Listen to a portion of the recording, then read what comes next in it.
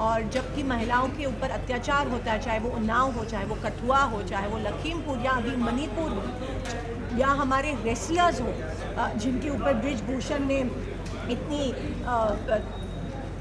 नीचे तरह से अत्याचार किया था, इनके बारे में मोदी जी कुछ नहीं बोलते नहीं है। उनके महिला सांसद जो है, खास करके स्मृति ईरानी जी जब वाला है, तो ये सिर्फ चुनाव के पहले दिखाया हुआ मोदी स्टाइल और टिपिकल मोदी स्टाइल में एक गाजर है।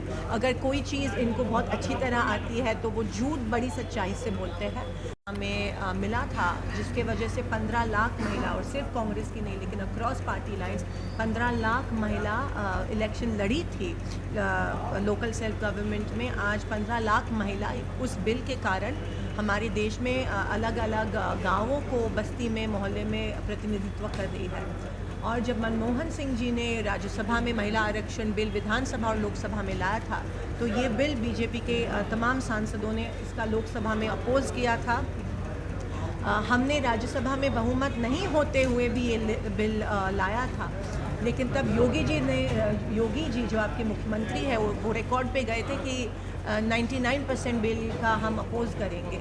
और आज जब इलेक्शन आया है और कर्नाटक का नतीजा देखने के बाद, भारत जोड़ो यात्रा का जो यश है वो देखने के बाद, मेरे ख्याल से जैसे कहते हैं कि लास्ट आखिरी अस्त्र मोदी जी के पास जो था वो महिला आरक्षण बिल था। लेकिन वो भी एक बड़ा जुमला है, क्योंकि वो आरक्षण बिल के नीचे 2 चीज़ें लिखी गई है कि जब तक अगली कास्ट सेंसस नहीं होती है या जब तक डिलिमिटेशन नहीं होता है तब तक ये बिल इम्प्लीमेंट नहीं होगा। और आप जानते हो कि ये होने में 10 साल लगने वाले, तो ये बिल अभी इम्प्लीमेंटेशन इसका नहीं होने वाला है। तो ये सिर्फ चुनाव के पहले दिखाया हुआ मोदी स्टाइल और टिपिकल मोदी स्टाइल में एक गाजर है। अगर कोई चीज़ इनको बहुत अच्छी तरह आती है तो वो झूठ बड़ी सच्चाई से बोलते हैं, और इसीलिए हम कहना चाहते हैं कि एक आई वॉश है। Desperate times call for desperate measures. आखिरी अस्त्र इनके पास ये था महिला आरक्षण बिल, लेकिन ये लागू होने वाला नहीं है। तो कांग्रेस पार्टी, राहुल गांधी जी, सोनिया गांधी जी, प्रियंका जी की मांग है कि ये बिल ताबड़तोड़ लागू हो। 2024 के चुनाव में 33% महिलाओं को लोकसभा और विधानसभा में टिकट्स मिलने चाहिए। ये 10 साल वाला जुमला आप लोगों को और कितना मूर्ख बनाएंगे। और जबकि महंगाई से हमारी देश की महिला मारी हुई है, आप अभी उनको गाजर दिखा रहे हैं महिला आरक्षण का, वो भी गाजर क्योंकि 10 साल बाद लागू होने वाला है। तो ये जैसे आप जानते हैं टिपिकल इनकी जो मोडस ऑपरेंडी है वो है। और जबकि महिलाओं के ऊपर अत्याचार होता है, चाहे वो उन्नाव हो, चाहे वो कठुआ हो, चाहे वो लखीमपुर या अभी मणिपुर हो, या हमारे रेसलर्स हो जिनके ऊपर ब्रिजभूषण ने इतनी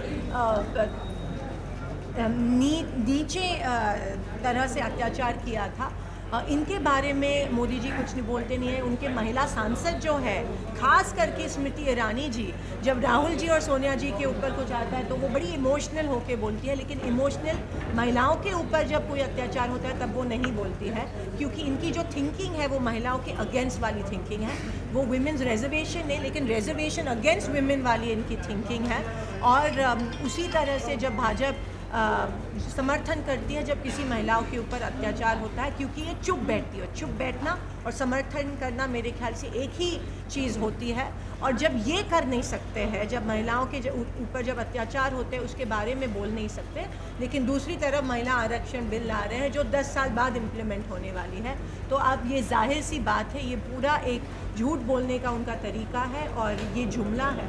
और हम ये आह्वान करते हैं कि ये बिल जल्द से जल्द इम्प्लीमेंट हो।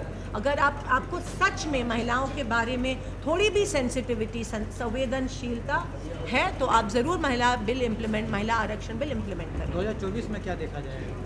कांग्रेस खड़ी है? 2024 में आप देख सकते हैं कि कर्नाटका में हमारे तरफ बहुत अच्छा रिज़ल्ट आया। तेलंगाना में भी ग्राफ हमारा बढ़ रहा है। छत्तीसगढ़, मध्य प्रदेश, राजस्थान में भी ग्राफ बढ़ रहा है। और ये देख के मोदी जी का कॉन्फिडेंस कम हो रहा है और पैरों के नीचे की ज़मीन खिसक रही है। और ये सब देखते हुए मैं दावे के साथ कह सकती हूँ कि 2024 में ज़रूर जीत कांग्रेस की हो।